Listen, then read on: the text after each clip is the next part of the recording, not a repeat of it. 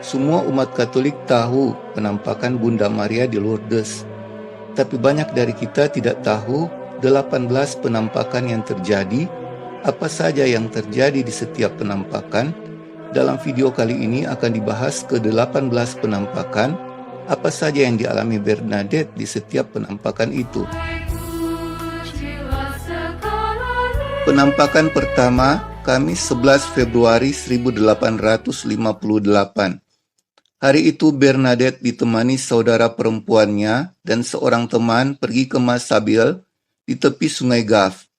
Seperti biasa mereka ke tempat itu untuk mencari kayu kering untuk keperluan sehari-hari.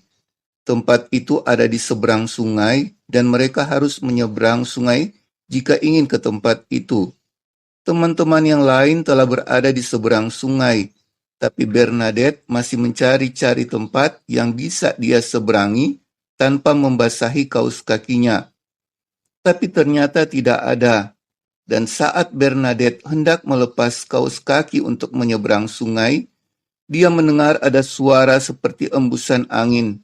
Dan ketika Bernadette melihat ke arah gua, dia melihat cahaya menyilaukan dan seorang wanita berpakaian putih, berkerudung putih, memakai selendang biru, dan sebuah mawar kuning di setiap kakinya. Respon Bernadette, ia segera membuat tanda salib, kemudian mendaraskan rosario bersama wanita itu. Sesudah selesai doa rosario, wanita itu tiba-tiba menghilang. Tapi hanya Bernadette yang melihatnya, teman-temannya tidak melihat apa-apa.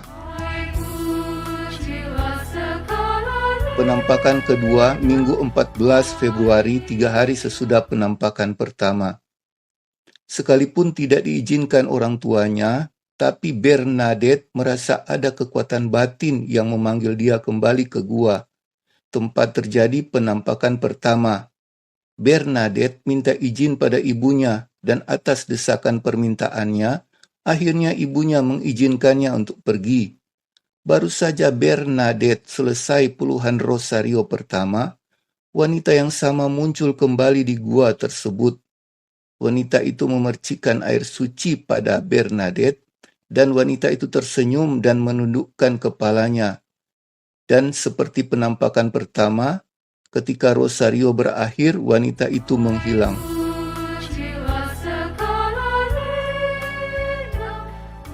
Penampakan ketiga, Kamis 18 Februari, 4 hari sesudah penampakan kedua. Hari ini wanita itu untuk pertama kalinya berbicara kepada Bernadette. Tapi saat Bernadette mengulurkan pena dan kertas, serta memintanya untuk menulis nama wanita itu menjawab, "Itu tidak perlu." Kemudian wanita itu berkata, "Saya tidak berjanji untuk membuat kamu bahagia di dunia ini, tapi bahagiamu ada di dunia yang akan datang. Maukah kamu berbaik hati datang ke sini selama 2 minggu?" Penampakan keempat, Jumat 19 Februari, sehari sesudah penampakan ketiga. Hari ini hanya penampakan singkat dan hening. Bernadette datang ke goa dengan lilin yang diberkati menyala. Ini adalah asal mula kebiasaan umat membawa lilin dan menyalakannya di depan goa.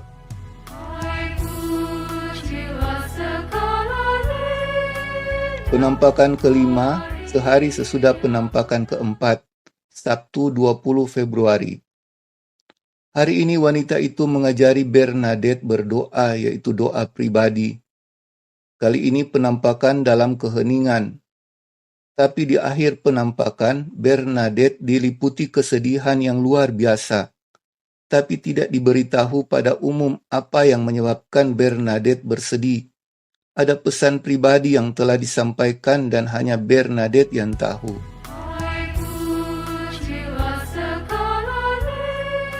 Penampakan keenam, Sabtu 20 Februari, sehari sesudah penampakan sebelumnya. Wanita itu menampakkan dirinya di tempat yang sama pagi-pagi sekali. Saat itu penampakan ini sudah mulai diketahui orang dan sekitar 100 orang hadir menyaksikan penampakan tersebut. Setelah penampakan, Bernadette ditanyai komisaris polisi. Dia ingin Bernadette menceritakan apa yang terlihat hari itu. Tapi Bernadette merahasiakan dan dia hanya katakan akeho, yang artinya, ya itu seperti yang aku katakan. Bernadette tidak pernah mengatakan dia bertemu dengan wanita siapa. Kata akeho menjadi kata singkat untuk menjelaskan dia tidak bisa menjelaskan siapa wanita itu.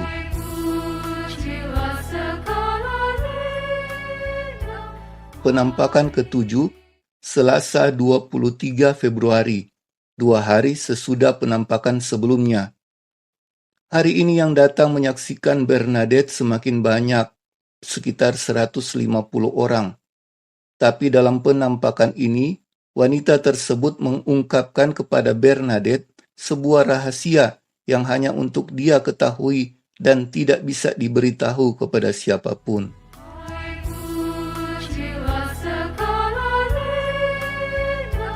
Penampakan ke-8, sehari sesudah penampakan ke-7. Hari ini sang wanita menitip pesan kepada Bernadette, penebusan dosa, penebusan dosa, penebusan dosa. Berdoalah kepada Tuhan untuk orang berdosa. Dan wanita itu meminta Bernadette cium tanah sebagai tindakan silih, mohon pengampunan bagi para pendosa.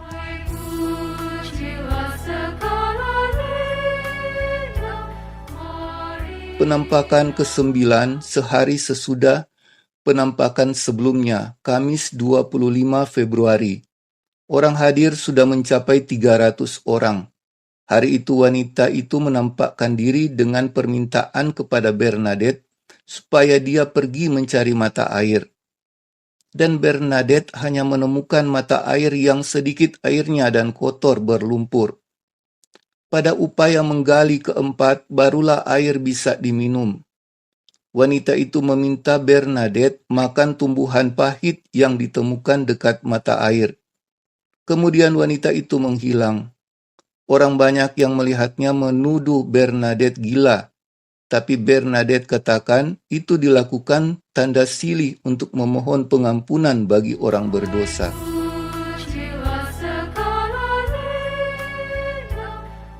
Penampakan ke-10, Sabtu 27 Februari, 2 hari sesudah penampakan ke-9. Yang hadir saat itu sudah 900 orang dan keanehan terjadi. Mata air yang kemarin ditemukan Bernadette, airnya sudah tidak kotor dan berlumpur. Saat itu sudah menjadi mata air yang meluap airnya dan terus mengalir hingga saat ini. Hari itu penampakan dalam keheningan, dan Bernadette minum air dari mata air itu dan melakukan tindakan silih untuk pengampunan dosa bagi para pendosa. Penampakan ke-11, sehari sesudah penampakan yang sebelumnya, Minggu 28 Februari. Lebih dari 1.000 orang memenuhi tempat itu untuk menyaksikan penampakan ke-10 ini. Kembali lagi Bernadette berdoa rosario, mencium tanah dan berlutut sebagai tanda memohon penebusan dosa. Karena Bernadette telah membuat kerumunan orang banyak, dia dibawa ke rumah Hakim Kriebe, dan hakim mengancam Bernadette kalau dia akan dimasukkan ke dalam penjara. Penampakan ke-12, hari Senin 1 Maret, sehari sesudah penampakan sebelumnya. Hari ini lebih dari 1.500 orang yang hadir, dan baru kali ini di antara mereka ada seorang imam. Dan pada malam hari, seorang teman Bernadette, yaitu Catherine Latipe, pergi ke gua. Dia menenggelamkan tangannya yang terkilir ke dalam mata air. Dan kesembuhan terjadi, tangannya bisa bergerak kembali. Dan itulah asal mulanya orang sakit ke mata air tersebut dan beroleh kesembuhan. Padahal air itu telah diperiksa para ahli dan mereka tidak menemukan kandungan apapun yang menyebabkan banyak terjadi penyembuhan.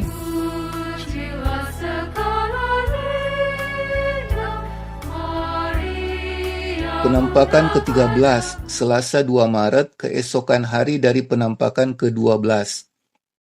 Kerumunan orang sudah lebih banyak lagi.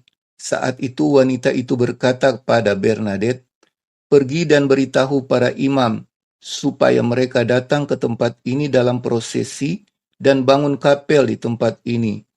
Sesudahnya Bernadette mengunjungi pastor paroki, Father P. Hamal, tapi pastor tidak percaya dan ingin tahu siapa wanita itu.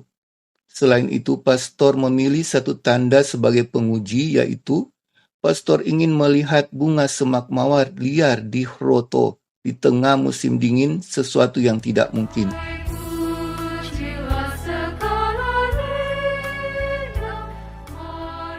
Penampakan ke-14, sehari sesudah penampakan sebelumnya, Rabu 3 Maret. Di hadapan 3.000 orang, Bernadette tiba di gua jam 7 pagi, tapi wanita itu tidak menampakkan dirinya. Bernadette pulang dan pergi sekolah. Sepulang sekolah, Bernadette merasa mendapat panggilan batin dari wanita tersebut. Bernadette ke gua dan menanyakan namanya, tapi wanita itu hanya tersenyum. Sedangkan pastor paroki berulang-ulang katakan, jika benar-benar wanita itu menginginkan bangun kapel di tempat itu, maka dia harus beritahu namanya dan membuat semak mawar mekar di musim dingin saat itu.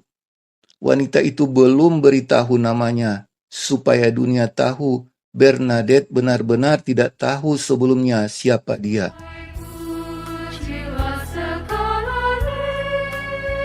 Penampakan ke-15, Kamis 4 Maret, hari terakhir berturut-turut Bernadette datang ke gua sesuai permintaan wanita itu untuk selalu datang dalam 2 minggu. Dan saat itu sekitar 8.000 orang menunggu keajaiban di akhir 2 minggu. Tapi penampakan hari ini tidak terjadi apa-apa. Dan Bernadette tidak lagi pergi ke gua. Dia tidak lagi merasakan panggilan untuk datang ke gua.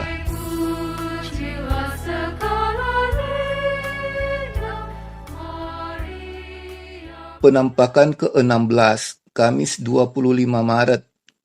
Setelah 20 hari sesudah penampakan terakhir yang lalu, wanita itu akhirnya mengungkap siapa namanya, sekalipun semak mawar tempat wanita itu berpijak tetap tidak mekar.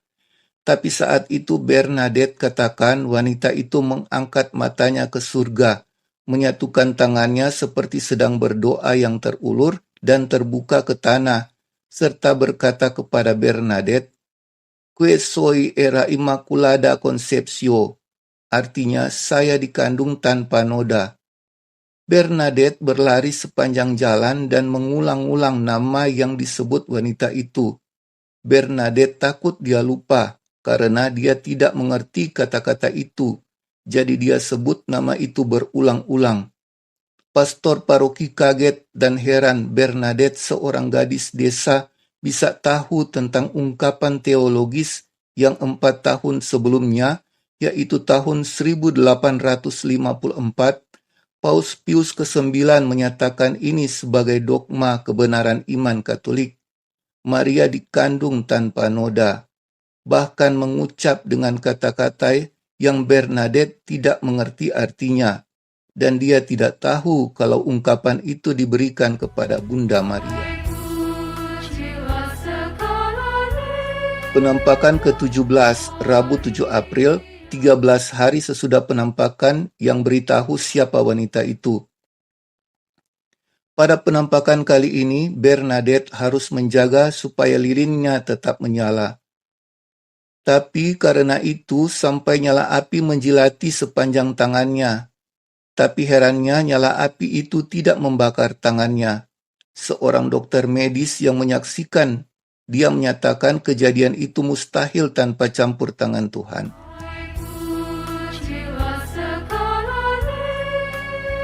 Penampakan terakhir, penampakan ke-18, Rabu 7 April, 9 hari sesudah penampakan sebelumnya. Hari ini kembali Bernadette mendapat panggilan ke gua, tapi jalannya terhalang dan ditutup penghalang. Jadi Bernadette berada di seberang gua di sisi lain dari Gaf. Tapi Bernadette merasa dia berada di depan gua dan berada di jarak yang sama seperti biasanya. Dan hari itu Bunda Maria menampakkan dirinya dalam kemuliaan dengan wajah yang jauh lebih cantik dari sebelumnya. Itulah penampakan perpisahan Bernadette dengan Bunda Maria. Dan pesan yang mendalam yang Bernadette terima yaitu pemandangan surgawi dari perawan Maria membangkitkan Bernadette untuk hidup hanya untuk Tuhan, agar bisa bersama-sama dengan Tuhan dan Bunda Maria dalam kemuliaan surga. Itulah 18 penampakan Bunda Maria di Lourdes. Semoga kita juga disemangati untuk mencari kemuliaan surga, hidup untuk melakukan kehendak Tuhan, apapun yang Tuhan izinkan kita jalani dengan tetap bersyukur. Seperti Bernadette yang memilih hidup di balik tembok biara tanpa melihat kerumunan orang yang datang ke Lourdes, tanpa melihat kapel megah yang berdiri karena pesan yang diterimanya. Di balik tembok dia hanya berdoa dan berdoa hingga sakit membuat Tuhan menjemputnya masuk kemuliaan surga, bertemu Bunda Maria, perawan yang dikandung tanpa noda. Bagi saudara yang merasa diberkati oleh video ini, like dan bagikan. Dan yang belum subscribe channel ini, di-subscribe ya. Terima kasih, Tuhan Yesus memberkati.